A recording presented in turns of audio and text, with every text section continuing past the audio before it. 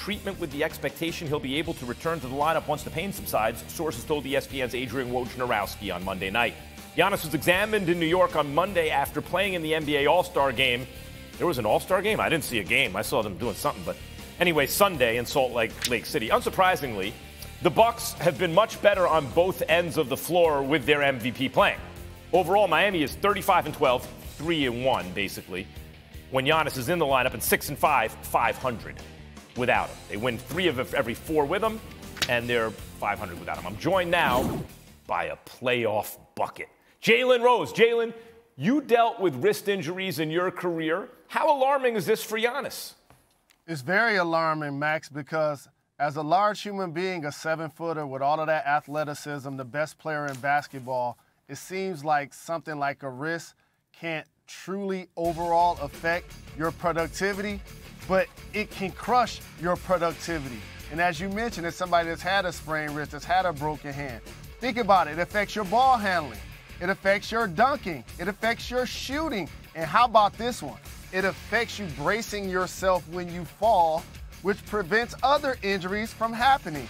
Shot blocking, steals, everything. So the Bucks caught a break, and Giannis as well, that he does not need surgery. But that does not mean rush back.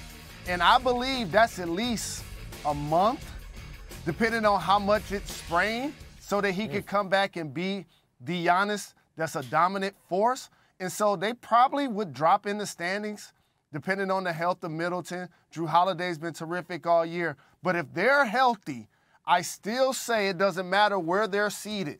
They are my team to face the Boston Celtics in the Eastern Conference Finals.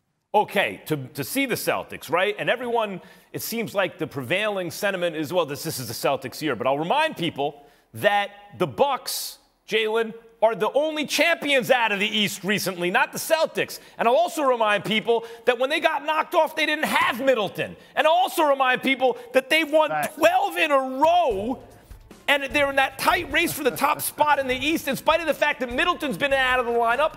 And by the way, Jalen, we haven't even seen Jalen Crowder yet, right? Jay Crowder yet, rather. So anyway, all that said, who is your pick to win the Eastern Conference? Those Boston Celtics, because as long as Jaylen Brown is wearing a mask, that means he's going to be in uniform. Jason Tatum has taken another leap, making shots and finishing at the hoop. I feel like the Boston Celtics are the deepest team in basketball. They have the best foursome of guards in the NBA. When you see how White and Brogdon have played, Smart is the reigning defensive player of the year, and Jaylen Brown is an all-star. They have versatility up front with their bigs, with both Williamses, along with Al Horford. They're the deepest and best overarching team to me in basketball. But I agree with you. If the Bucks are healthy, they're my team to face them in the Eastern Conference Finals. Hey, Jalen, real quick. Everything is true, and maybe it's changing, but most of the history of the NBA is with evenly matched teams, more or less. Team with the best player wins. Who would be the best player in the Milwaukee-Boston series? Giannis is the best player in the league, and I make sure I say that for the people in the front and the back. But it is a team sport, and the Boston Celtics, Max, are the deepest team in basketball. 9-time All-Star guard Russell Westbrook plans to sign with the LA Clippers, his agent told ESPN's who else? Adrian Wojnarowski. Once Westbrook and the Jazz complete the buyout on the remaining $47 million owed on the expiring deal, former MVP will clear waivers and return to Los Angeles, but this time with the cross-hallway rivals, the Clippers. Adding Russell Westbrook will be the latest move in what has been a busy month for the Clippers front office. Ahead of the February 9th trade deadline, they also added Eric Gordon, Mason Plumlee, and Bones Highland. Westbrook gives the Clippers a veteran presence at the point guard position after trading away John Wall and Reggie Jackson. Jalen Rose back with me now. Jalen, how big a deal is the addition of a playmaking ball handler, which they really haven't had at a very high level, these Clippers? This is a big deal for the Clippers, Max. And I want to give a PSA to everyone out there. Of course, it's professional sports, so you're going to judge an athlete based on their salary because they take up space in the salary cap, which can dampen other resources to make you available. Right. But at this price for Russell Westbrook, basically a minimum salary, who can now create shots for the multiple three-point shooters that the Clippers actually have. This is a great pickup. It's a bargain. He's shown that he can buy into a role coming off the bench. He also is going to give them a level of enthusiasm.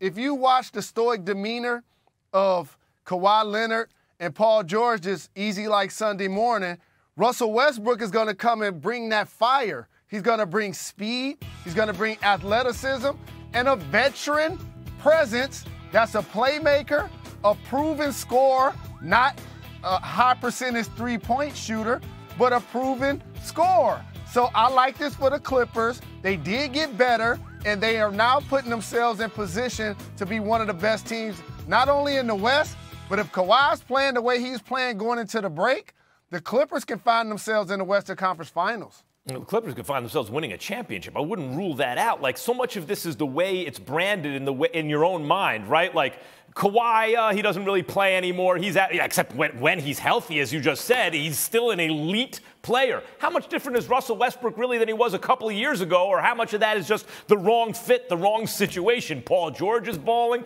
They have depth. They have one of the best coaches in the NBA. They have a lot. How do you see, though, this new big three, and I think it's fair to call it that, we'll see with Westbrook, gelling? Kawhi, I think they're Paul going George, to do and work. I think they're going to do work, Max, because they have Paul George basically playing point guard. And so now you have Russell Westbrook that can create shots for Paul George and Kawhi Leonard. They have multiple wings that are really productive, like Powell and Covington.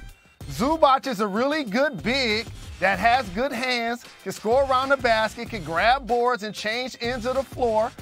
I like Man, the young athlete that can also make threes, along with Morris. You bring in Bones Highland, you bring in Gordon, you bring in Plumlee. The Clippers got a squad.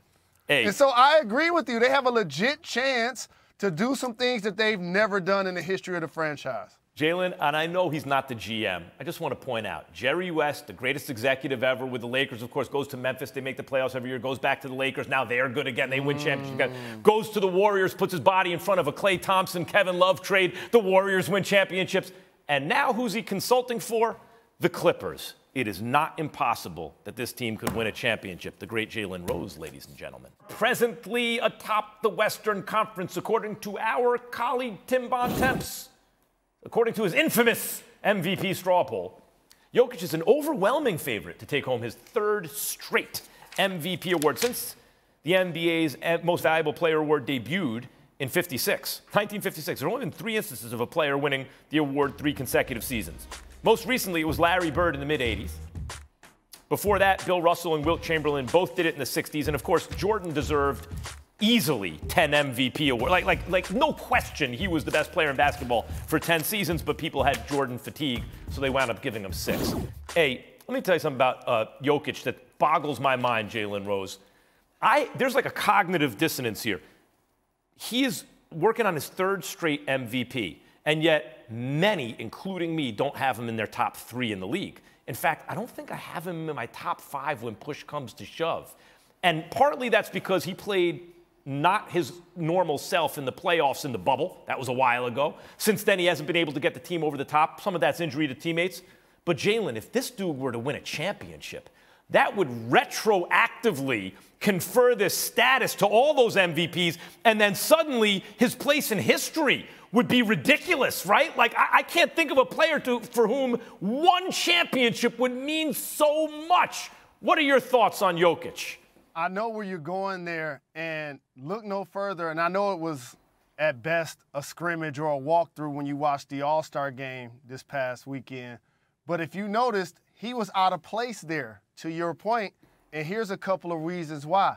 He's not a high flyer, and he's not the fastest guy, but this is a team sport, and I hate to break it to you, Max, he doesn't have to win the championship to retroactively prove that he deserved these MVPs, because if he wins 3 straight, you're going to put him up on that graphic of all-time people who have done 3 straight with Russell, Wilt, and Larry Bird. Ain't no taking that away from him. It's a regular season award, and it's going to always have historical connotation. So if he's able to average a triple-double, His team is the #1 seed in the West. It's going to be hard to deny him. Other great viable candidates, Giannis is still the best player in the game. Embiid, this is a fluid situation. Jason Tatum deserves consideration.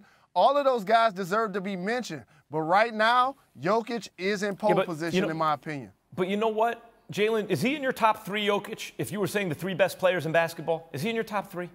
No, I would say okay, he's me neither. Not and in let me say this about the regular season. There is the regular season in the NBA. 2/3 fully, 10 out of 15 in each conference are playing when the regular season is over. Stop it with that regular season, right? You got to play up in the real season, which is the playoffs, Jalen.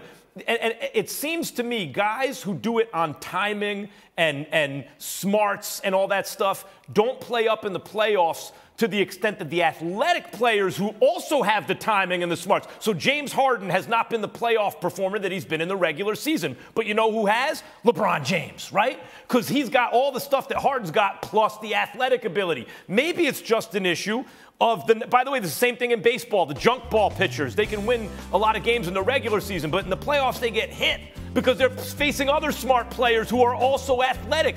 Is that part of what we're seeing here? I don't necessarily believe that because you can't discount the intellect of players. You can't discount that it's a game of skill.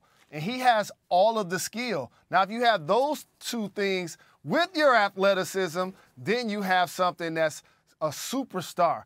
Larry Bird wasn't the most athletic player, but he was clearly a dominant player. And for Jokic, Max, again, he's proven to be dominant versus his opponents. It's not on the media to try to distinguish whether he deserves it or not. I saw Embiid give him 47. I know.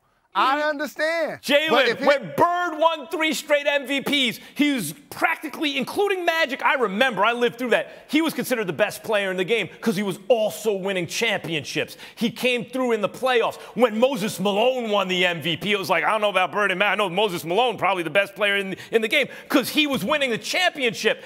This dude's got to play in the playoffs. That's why neither you nor I have him even in the top 3, even though he's won 3 MVPs in a row. But here's what media members and fans have to be careful of. We do 2 things very heavily.